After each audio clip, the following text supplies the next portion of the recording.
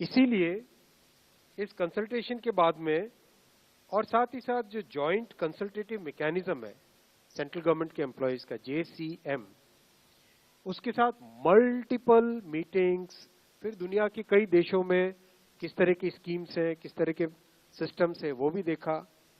फिर भारत की जो अर्थव्यवस्था है और केंद्र सरकार का बजट है, उसको समझने के लिए रिजर्व बैंक ऑफ इंडिया के साथ, वर्ल्ड बैंक के साथ, सबके साथ कंसल्टेशंस हुए और इस कंसल्टेशन के बाद में एक यूनिफाइड पेंशन स्कीम का रिकमेंडेशन इस कमेटी ने किया। और आज प्रधानमंत्री श्री नरेंद्र मोदी जी की अध्यक्षता में यूनियन कैबिनेट ने यूनिफाइड पेंशन स्कीम को अप्रूव किया है, इसको अनुमोदित किया है और ये स्कीम अभी आने वाले समय में लागू होगी।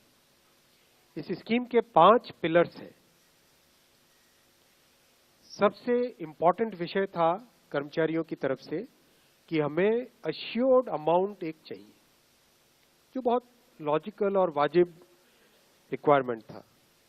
तो इस डिमांड पे एक मेथोडिकल वे में काम करके और एक्चुअरियल साइंसेस, जो लोग आगे का भविष्य का रिक्वायरमेंट वगैरह कंप्यूट करने का एक तरीका होता है जिसको एक्चुअरियल साइंस बोलते हैं, उनके साथ मिलके कई तरह के फाइनेंशियल मॉडल्स को प्रोजेक्ट करके और सबके साथ मिलके एक सिस्टमेटिक तरीके से 50% अश्योर्ड पेंशन, ये इस यूपीएस का सबसे पहला पिलर है। इसकी डिटेलिंग देखनी चाहिए हमें। जो ये अमाउंट मिलेगा वो रिटायरमेंट से पहले के 12 महीनों की एवरेज बेसिक पे का 50% होगा। मैं रिपीट कर रहा हूं, अश्योर्ड पेंशन का जो अमाउंट है that will be the average of basic पे ऑफ 12 मंथ्स बिफोर सुपर एनुएशन, उसका 50% होगा। और इस फुल पेंशन के लिए जो क्वालिफाइंग सर्विस रहेगी वो रहेगी 25 इयर्स, यानी 25 वर्ष तक अगर किसी ने काम किया है, सेवा की है, तो उसको फुल पेंशन यानी जो ये अश्योर्ड पेंशन का अमाउंट है वो मिलेगा। 25 साल से अगर कम है लेकिन 10 साल से ज्यादा है तो उसमें प्रोपोर्शनेट पेंशन रहेगी, प्रो रेटा वो पेंशन का अमाउंट बनेगा। जो कभी किसी कर्मचारी की डेथ हो जाए तो फैमिली पेंशन एक बहुत बड़ा, स्पाउस के लिए ये बहुत बड़ी एम्प्लॉयज की एक रिक्वायरमेंट थी, डिमांड थी। तो सेकंड पिलर इस यूपीएस का है अश्योर्ड फैमिली पेंशन। किसी भी कर्मचारी के डिमाइज से पहले, इमीडिएटली पहले जो पेंशन थी, अमाउंट था, उसका 60% मिलेगा एम्प्लॉय के, डिसीज्ड एम्प्लॉय के स्पाउस को। ये सेकंड पिलर है। थर्ड पिलर है अश्योर्ड मिनिमम पेंशन। कई बार देखा कि सर्विस कम होती है और कंट्रीब्यूशन जितना हुआ है उससे एक सफिशिएंट अमाउंट नहीं मिल पाता था, और ये अपने आप में एक बड़ा विषय था केंद्र सरकार के कर्मचारियों का और एनपीएस में जुड़े सभी कर्मचारियों का।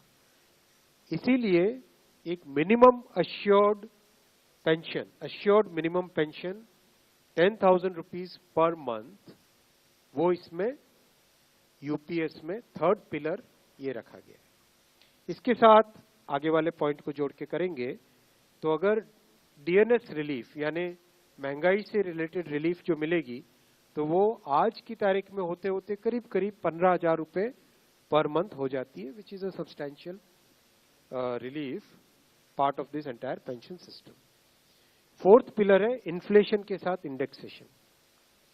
जैसे केंद्र सरकार के एम्प्लॉयज के लिए सैलरी में डीएनएस अलाउंस होता है, उसी पैटर्न पे जो इंडेक्स है, सेम इंडेक्स को यूज करके all India consumer price index for industrial workers, इसको यूज करके assured pension, assured family pension और अश्योर्ड मिनिमम पेंशन, इन तीनों के तीनों जो आपने पिछले पेज पे तीनों पिलर्स देखे, assured pension, assured family pension और अश्योर्ड मिनिमम पेंशन, इन तीनों के ऊपर इन्फ्लेशन इंडेक्सेशन डीएनएस रिलीफ के बेसिस पे मिलेगा, डीआर, डीए की जगह डीआर, डीएनएस रिलीफ। पांचवा पिलर है इस स्कीम का lump sum payment at superannuation in addition to gratuity. ये एक तरीके से बहुत ही इंपॉर्टेंट और बहुत ही बड़ी एक रिलीफ मिलेगी।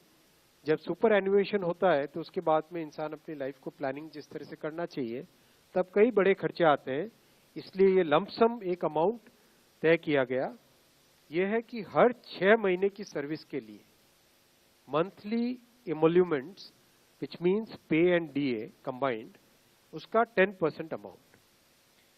तो ये एक अपने आप में सब्सटैंशियल एक अमाउंट रह जाएगा। जैसे मान लीजिए किसी का 30 इयर्स की सेवा है तो उसमें करीब करीब 6 महीने की सैलरी, सोमनाथन साहब दैट्स करेक्ट ना, करीब करीब 6, तो उसको 6 महीने की इमोल्यूमेंट्स जो उसकी रहेगी पे प्लस डीए मिला के वो एक लमसम अमाउंट की तरह मिलेगा। ये 5 पिलर्स को लेके आज यूनिफाइड पेंशन स्कीम अप्रूव हुई है। ये स्कीम केंद्र सरकार के करीब 23 लाख कर्मचारी, करीब 23 लाख एम्प्लॉयज हैं, उनको इसका बेनिफिट मिलेगा।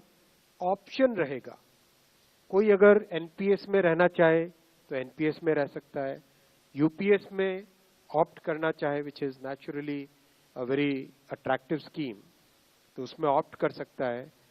प्लस राज्य सरकारें अगर इसी फ्रेमवर्क को, इसी आर्किटेक्चर को यूज करना चाहे तो राज्य सरकारें भी इस आर्किटेक्चर को यूज कर सकती है। अगर राज्य सरकार के कर्मचारी भी इसमें शामिल होते हैं तो करीब 90 लाख के आसपास टोटल कर्मचारी इसका बेनिफिट मिलेगा। सबसे इंपॉर्टेंट जो आज के इस फैसले का बहुत ही महत्वपूर्ण पार्ट है वो है कि कर्मचारियों पर इस स्कीम का भार नहीं पड़ेगा।